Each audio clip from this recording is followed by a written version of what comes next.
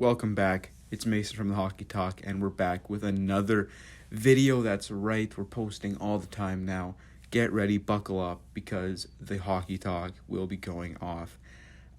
Really exciting video this week. We're starting our first ever AHL Weekly Roundup, where it's basically a video we'll be making every single week where we talk about the AHL. Obviously, we'll go through how every team has done, their record over the past week, the playoff race, standings, point leaders, all that good stuff in one solid video once a week, every Monday, for you fine people out there. Okay, so basically I'm going to start here going really quickly. I'm just going to go through every team and their record on the week. So Penguins 2-2, Marlies 2-2, Stars 2-1, Chicago Wolves 1-0.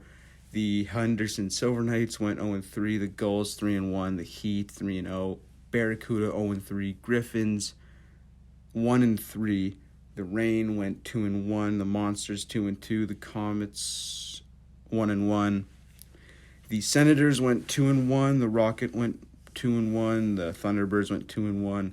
The Wolfpack went 1-2. The Phantoms went 0-3. The Bears went 1-2. The Crunch went 2-1. The Islanders went 3-0. The Comets went 1-1. The Manitoba Moose went 0-3. Tough week for them, although two of those, I believe, one of them was an OT loss. The Rockford Ice Hogs went 2-1. The Eagles went 1-1. Condors went 2-1. Roadrunners went 2-1. The Canucks went 1-1. The Checkers went 1-1. The Bruins went 2-1. The Rochester Americans went 0-3 like the Moose and the Silver Knights. The Wolves went 2-0, Wild 1-1, and the Admirals 0-2. Next up, let's look at the point leaders. I will pull up a picture here for everybody to see. Number 1, Andrew Podorowski's got 81 points, center for the Chicago Wolves. The Chicago Wolves have been so good this year. Like, besides them, the Moose are second in that division, but that's really the team that's been giving the Moose the biggest trouble. And I kind of want to make a video on the Moose. They've gone through so much like ups and downs this year, and they've somehow managed to stay right at the top of that division in second place. It's unbelievable. Mark Morrison, I think, is a big reason for that, the head coach. Anyway, we got TJ Tynan, number 2, with also 81 points and 7 less games than Podorowski. Then we got Stefan Noesen, which I'm sure many of you know from the Carolina Hurricanes. Also a Chicago Wolf. He's got 64 points in 55 games. We got the hardest shot himself, Martin Furk, who's got 62 points in 48 games. We got former Moose, former Boston Bruin, Seth Griffith for the Bakersfield Condors. He's got 59 points in 51 games. He's always a big point guy. He was a point guy with the Moose too. We got Sheldon Dries of the Abbotsford Canucks. He's got 58 points in 50 games. Matthew Phillips from the Heat, he's got 58 points in 52 games, so tied with Sheldon Dries there. We got Kiefer Sherwood of the Colorado Eagles. He's got 56 points in 46 games. We got Jacob Pelletier, who has 55 points in 54 games. And then Matthias Maselli, who's got 55 points in 42 games. That's a good point per game for him there, or over a point per game, obviously. And he plays for the Tucson Roadrunners. Now everybody's favorite, we got the wonderful standings. We're going to go through each division real quick, just look at changes. Obviously, this is the first episode, so I'm just going to go through all the teams here and see who's hot and who's not. And then in up and coming weeks, we can see the changes in the standings. But seeing as this is just the first one and playoffs are right around the corner, it's fine. We'll just do us here. The Stockton Heat are first. They're killing it. They were one of those teams with the Wolves and the Comets who really, since the start of the season, have just been winning and winning and winning. As you can see, they're 8-2 in their last 10 on a 4-game win streak. I mean, they're just killing it.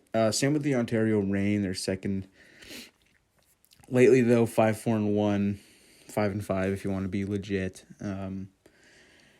Not bad. I mean, they've already clinched a playoff spot, so there's that. The Colorado Eagles come after them. They've been pretty decent with a 6-3-1 record in the last 10. The Bakersfield Condors also been pretty average with a 5-4-1. The Abbotsford Canucks, who I actually really like. I really enjoy watching. They got nice uniforms. And they also got a very exciting team there with those young Canucks. They've been good, 6-3-1. The San Diego Gulls have been real good with a 7-2-0-1 record. The Henderson Silver Knights, like I said earlier, what do they go 0-3 on the week? As you can see, there's a 3-game losing streak, and they are 2-7-1 in their last 10. And then you got the Roadrunners and the Barracuda, who are just playing for fun now. There's a new playoff format, which I'll pull up later. It's 23 teams. All I know is 23 teams make the playoffs, so I think it's like the bottom 2 of each division don't. But I think there's some exceptions in a couple divisions with extra teams in them.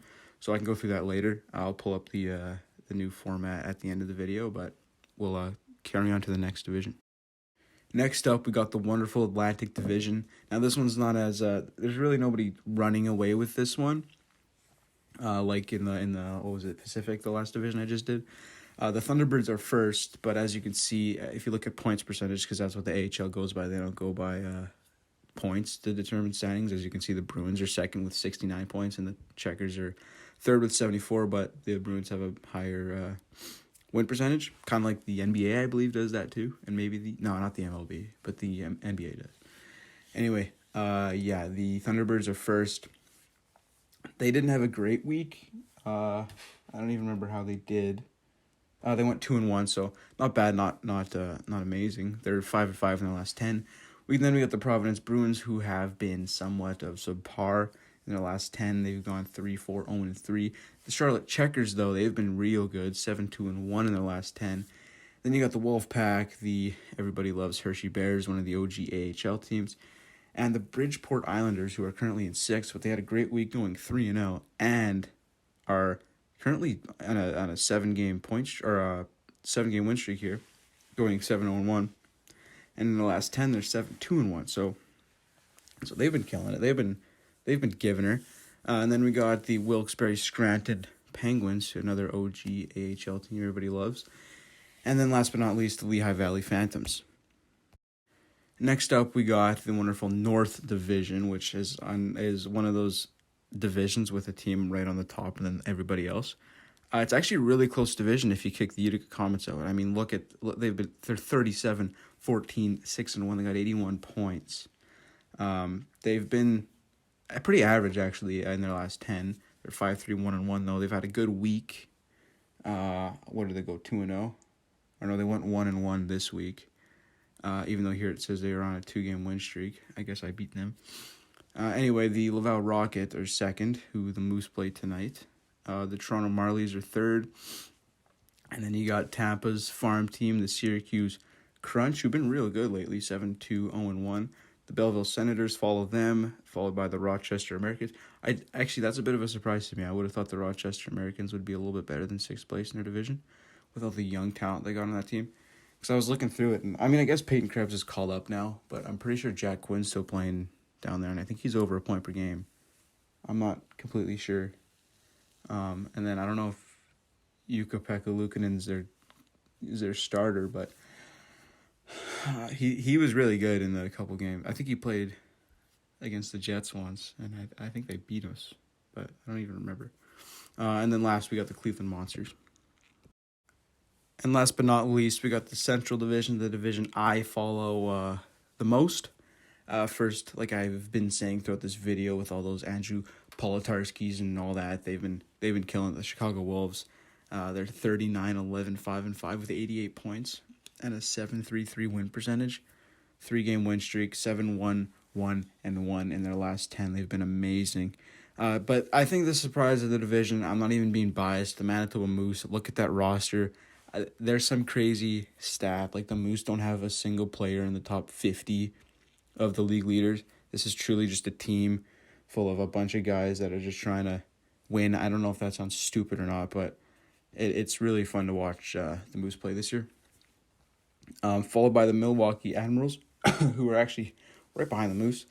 And then the Rockford Ice Hogs, Grand Rapids Griffins, Texas Stars, and the Iowa Wild. Another pretty close division, excluding the Chicago Wolves and sort of the Manitoba Moose. Should be fun to see the playoff race there with those last couple bottom teams. And yeah, that's that. So real quick here, like I mentioned earlier in the video, this is the new Calder Cup playoffs bracket. Like this is how many teams make it. So I was right. There's 23 teams that make it. The first round is a best of 3. So it's kind of not like that year the NHL had the bubble. That was a best of 5, but there were all those extra teams that made it, and then it started with the normal playoffs. So 6 make it from the Atlantic, 5 make it from the North, 5 make it from the Central, and 7 make it from the Pacific. And you can count that first round as like kind of the playoffs, but I mean technically, yeah, it is the playoffs. Like you're playing playoff games, but the real playoffs start after that round. And there is a bye, I believe, for the first the first place team in the Pacific gets the bye. The top 3 in the Central get a bye. The top 3 in the North get a bye. And the top 2 in the Atlantic get a bye. So it's kind of weird. I don't know if I'm a huge fan of it. I think I'd prefer if they just went back to the normal playoffs, but I do understand why they're doing it. They want to give these players, I mean, the AHL is all about developing for the NHL, and they want to give these players as many meaningful games as they can. So I do understand it. I would prefer the old way, but it'll be fun to watch, especially if the Moose get that first round bye right into the actual playoffs. But that does it for this video. If you guys like the AHL roundups and want me to, I mean, I'm going to keep doing it, but it'd be nice to get some, I don't know, feedback on if you want me to do anything else, like change it. We didn't have Finn today, but he'll probably be in the next video for sure. We got a lot planned, a lot of videos in the works, and yeah, that'll do it. Thank you guys so much for tuning in, and I will see you guys in the next one.